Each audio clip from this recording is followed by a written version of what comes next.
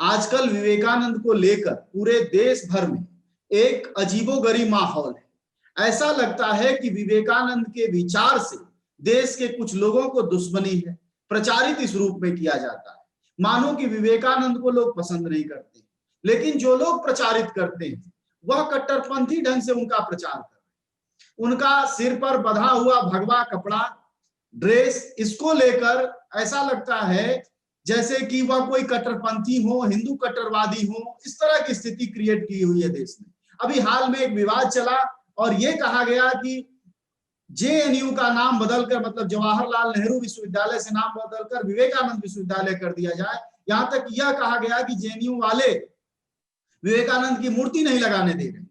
ये सारे विवाद इस रूप में तैयार किए जाते हैं मानो कि वामपंथी लोग या इस देश के प्रगतिशील और समाजवादी लोग विवेकानंद से नफरत करते हैं, उनको चाहते ही नहीं है और सिर्फ उनको कट्टरपंथी हिंदूवादी चाहते। इस वक्त हमारे साथ बातचीत के लिए इस मसले पर कुमार मुकुल हैं। मुकुल ने विवेकानंद पर काफी अध्ययन किया है। उन्होंने उनके भगवा ड्रेस से लेकर और विचार तक की यात्रा को देखा है।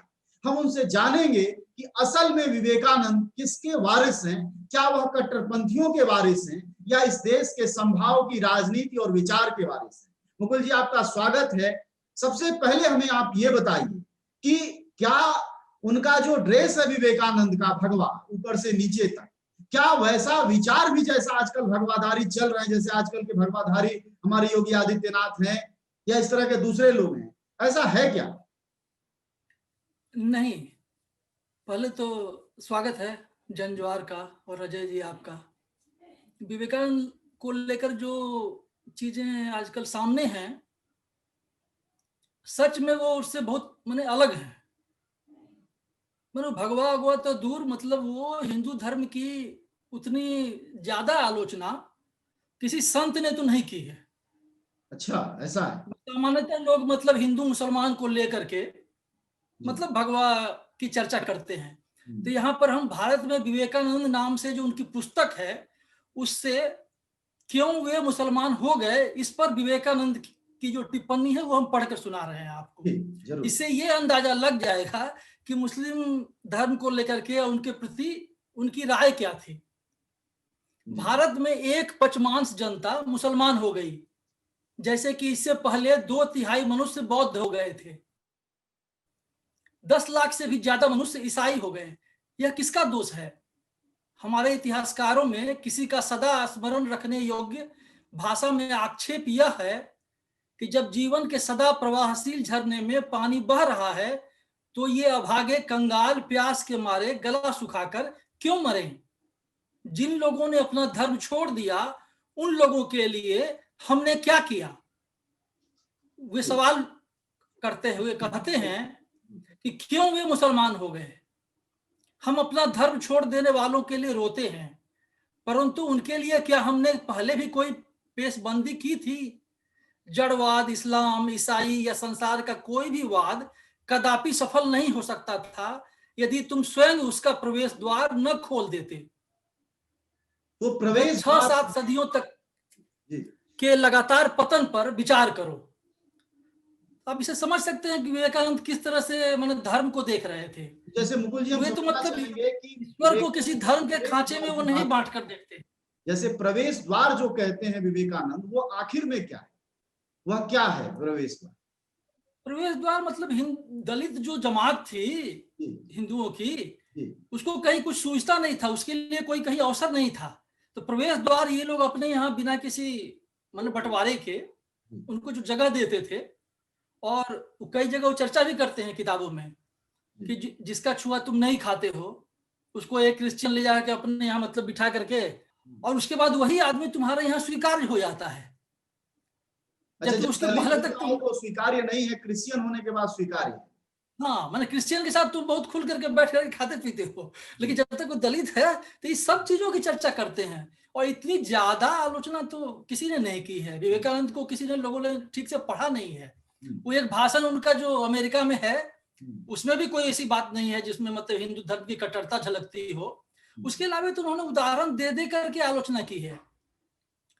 हिंदुओं के यहाँ जो कुप्रथाएं हैं, जो गलत सोच के चलते उनका विकास नहीं होता है, तो उसके बारे में वो कहते हैं कि हिंदुओं तुम नाद में सोए हुए कुत्ता हो।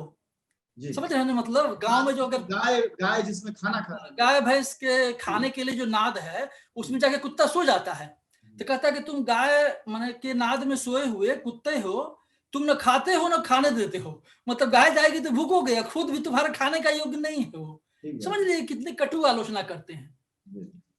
फिर वो अमेरिकन स्त्रियों की इतनी प्रशंसा करते हैं, मतलब आपको कहीं पर भी उसमें कट्टरता जैसी कोई चीज तो है ही नहीं। रामकृष्ण मिशन से उनकी एक पुस्तिका है छपी हुई, माने उनके समाजवादी स्वरूप पर, जी। जाति संस्कृति और समाजवाद। तो उसमें बहुत सारी बातें आप पढ़ें, या फिर उनकी अगर पत्रावली पढ़ें तो आपका सारा भ्रम मिट जाए किसी का भी। करीब 350 पेज है उसमें, और उसमें मतलब विवेकानंद किसी को हिंदू धर्म से प्रभावित करने के लिए नहीं लिख रहे होते हैं। वो दुनिया भर के तमाम मतलब राजाओं को, माने ब्रह्मचारियों को, माने योगियों को, तमाम लोगों को पत्र लिखते हैं, माने उनका जवाब देते हैं। तो उसमें वो भाई पत्र में तो लोगों को कन्विंस करना होता है सामने वाले को, और वहां पर जो आपके मन की बात होती है बहुत जगह भाषण में जो आप नहीं कह पाते हैं वो पत्र में कहते हैं। तो उन पत्रों को लोगों को पढ़ना चाहिए, वो भी रामकृष्ण मिशन से ही छपा हुआ है। अच्छा, एक बात बताइए कि जैसे क्या सिर्फ ड्रेस को लेकर, चूंकि वो भगवा पहनते थे और उनकी जो तस्वीरें हैं हमारे यहाँ घरों में जो लगती वो भगवा ड्रेस में ही लगती, तो क्या हमारे देश की कट्टरपंथी ताकतें सिर्फ उनके कपड़े की वजह से उनको कट्टरपंथी साबित करती रहती? विचार में तो ऐसा हाँ, कहीं लग नहीं रहा। ये हमको नहीं लगता कि इन लोगों को किसी के ही विचारों से कोई मतलब है। कहे कि विवेकानंद भाई तू तो पढ़ करके, हम लोग तो हमारे अपने आदमी हैं, हम तो उनको अपना ये मानते हैं, हम बचपन से उनको पढ़ते रहे हैं, उनकी तस्वीर भी रही है, हालांकि उसमें वो भगवा नहीं रहा मुरेठा, काले रंग का कुछ लग रहा था। और इस भगवा हुआ तो इफेक्ट से आदमी कुछ भी कर दे सकता है, और किसी रंग में क्या रखा हुआ है, भगवा हो कि हरा हो, मतलब हम नहीं समझते कि हम भगवा पहनने से हम भगवा हो जाएंगे। जब तक कि हम विचार व्यवहार में मतलब वैसा आचरण नहीं करते हैं तब तक रंगों का क्या है। तो कहीं ऐसा आज ही तो मोदी नहीं जी की होगा कि तस्वीर जैसे जो है भगत समोवार टाइम्स पर है, मोदी जी की तस्वीर जिसमें वो हरा जैकेट पहने हुए हैं, बाहर गए हुए हैं और बड़ी सी दाढ़ी बनाए हुए हैं। और हमारे देवताओं में से किसी की तस्वीर तो दाढ़ी बड़ी हुई नहीं है रामकृष्ण की। इसका क्या मतलब, ये थोड़ी हो गया कि भाई दाढ़ी खराब है या अच्छी है।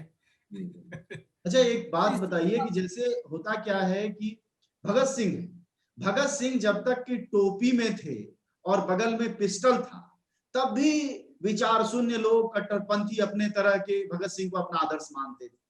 जैसे जैसे भगत सिंह का विचार सतह पर आने लगा, बहस में आने लगा, उनका विचार पता चलने लगा कि वो लेनिन को, मार्क्स को पढ़ा करते थे, वह जो है वो समाज में समानता और बराबरी के हकदार थे, तो धीरे धीरे कट्टरपंथी लोगों ने भगत सिंह का नाम लेना कम कर दिया।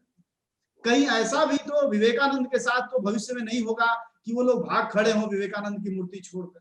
नहीं, निश्चित तौर पर होगा। कहे कि भगत सिंह माने जिस तरह से क्रांतिकारी थे, वो तो 23 साल की उम्र में वो भी चले गए तमाम माने काम करके, और विवेकानंद भी बहुत कम उम्र, करीब करीब 39 साल में चले गए थे। पूरा जीवन माने जूझते हुए गुजरा, माने वो मांस खाते थे, सिगरेट पीते थे, ये सब वो लिखे हुए हैं। अच्छा, ये विवेकानंद, नहीं है कि हाँ वो छपी हुई है किताबों में, सब हम पढ़कर सुना सकते हैं आपको उन किताबों से। तो मतलब कट्टरपंथ जैसा तो कुछ है ही नहीं, उतना खुला हुआ आदमी नहीं है आपके पास। हाँ, वो हिंदू को जागृत और मतलब होता है ना, उत्तिष्ठ जागृत और चलते रहो जैसी बातें हैं, तो वो भाई हिंदू जमात को संबोधित करते थे, तो उनको उत्साहित करने के लिए बातें करते थे। लेकिन जहां कहीं भी लिखते हैं, और लिखा हुआ मतलब सैकड़ों पेज है, एक दो पेज नहीं है कि आप कहें कि गलती से कहीं मैंने कुछ कर दिया, तो वो मतलब बहुत कन्विंसिंग है आम जन के लिए। कट्टरता तो किसी तरह का नहीं है। वो कहते हैं कि हिंदू शरीर और मुस्लिम मानस, इस तरह की बात करते हैं कि दोनों मिल जाए तो लाजवाब चीज हो जाए।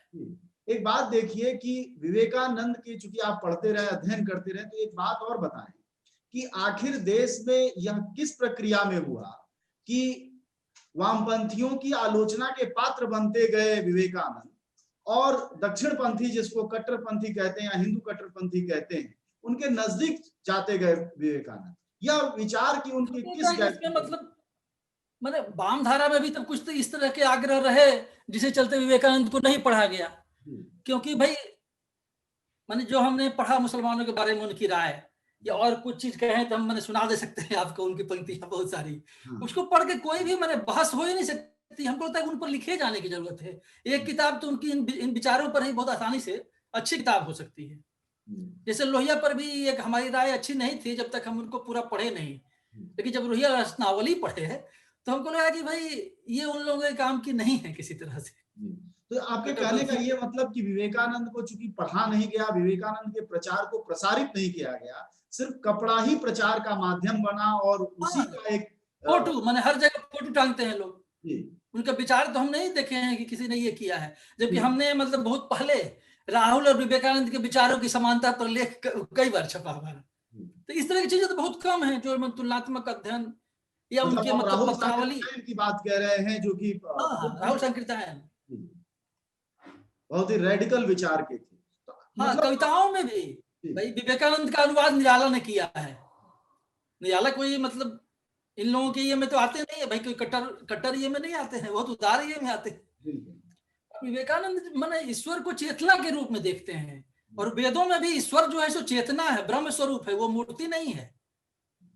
और ये बात विवेकानंद उदाहरण के साथ बताते हैं कि जिन लोगों को समझाया नहीं जा सकता है कि कैसे मतलब ईश्वर ब्रह्म है या मतलब वो एक चेतना है, और जो वायु है मान लीजिए सांस लेते हैं हम भी, वो भी इस स्वरूप में ब्रह्म है, तो जिनको नहीं समझाया जा सकता उनके लिए हम मूर्ति बना करके कहते हैं कि अच्छा ये है ईश्वर। मूल में वो ब्रह्म स्वरूप है, मतलब जो वायु है वायु स्वरूप है, मान लीजिए चेतना स्वरूप है, तो इसमें किसी को क्या दिक्कत होगी। जो चेतना हमको मतलब उनकी एक कविता विवेकानंद की कि जो हमारे पांवों को संचालित करता है, जो तुम्हारे हाथों को गति देता है, वही ईश्वर है जी। वो ईश्वर का किसी मूर्ति, और खास करके जब भी वो बात करते हैं तो तीनों धर्मों को मिला करके बात करते हैं, तीनों का नाम लेते हैं कि तीनों में एक ही चीज की बात की गई है। बौद्ध, ये बात मुस्लिम, क्रिश्चियन और हिंदू, मुस्लिम क्रिश्चियन और ईसाई, मुस्लिम क्रिश्चियन और हिंदू, हाँ तीनों को मतलब एक साथ चर्चा करते हैं। और हिंदू मुस्लिम को जोड़ कर देखने की बात वो कई बार करते हैं। एक को मन कहते हैं, एक को शरीर कहते हैं, इसी समझ लीजिए। वो कहते हैं कि दोनों एक हो जाए तो दोनों का कोई मुकाबला नहीं। इस तरह की बात करने वाले पर आप इस तरह का आरोप किस तरह? विवेकानंद वर्णवाद के भी विरोधी थे। जाति का जो सिस्टम है भारत में, कई बार दलित और पिछड़े बुद्धिजीवी कहते हैं नहीं वह जाति के तो दम विरोधी थे, और दलित जातियों के पक्ष में उनका कोटेशन से भरे हुए हैं कि उनको इस हालत में पहुंचाने के चलते ही देश का ऐसा हाल हुआ। या जो मैंने मुसलमान वाली टिप्पणी पढ़ी उनकी, उसमें भी संदर्भ यही है कि दलितों को का दलन के चलते ही वो सब के सब मुस्लिम हुए। अगर तुम अच्छे रहते और मैंने उनको बराबरी का ये देते तो वो क्यों जाते? यही सवाल तो उठा रहे हैं उस टिप्पणी में। तो मतलब आपके अगर बात से समझा जाए, आपके अध्ययन से विवेकानंद पर किया है कि अगर हमारे देश में विवेकानंद की बातों का प्रचार हो, उन पर पढ़ाई लिखाई हो, तो विवेकानंद के प्रति नजरिया बदलेगा और विवेकानंद आदर्श भी बदलेंगे, जो उनके पुराने आदर्श। जी निश्चित उनके साथ किसी को कोई दिक्कत नहीं होनी चाहिए। कट्टरपंथ उनको छू भी नहीं सकता है। चलिए, शुक्रिया आपका बातचीत के। हम लोग बातचीत कर रहे थे विवेकानंद पर। हमारे साथ थे कुमार मुकुल, वह कवि हैं और उन्होंने एक लंबा अरसा विवेकानंद को पढ़ने में गुजारा है और बहुत साफ एक बहुत महत्वपूर्ण बात कही कि विवेकानंद की सिर्फ हमारी पीढ़ियां, हमारे घर वाले, हमारे परिवार वाले सिर्फ तस्वीरें टांगते हैं, उनको पढ़ते नहीं। अगर आप पढ़ेंगे तो आपको कट्टरपंथी नहीं बल्कि भारत के एक प्रगतिशील मानव नजर आएंगे, जिसको विचारशील प्राणी कहते हैं। तो जरूरी है पढ़ा जाना। किसी भी विचारक की फोटो टांगने से, कपड़े पहन लेने से बेहतर है कि उसके विचार को जाना जाए और पढ़ा जाए कि वाकई वह कट्टरपंथी है या नए भारत की नींव रखने वाला महानायक एक विचारक।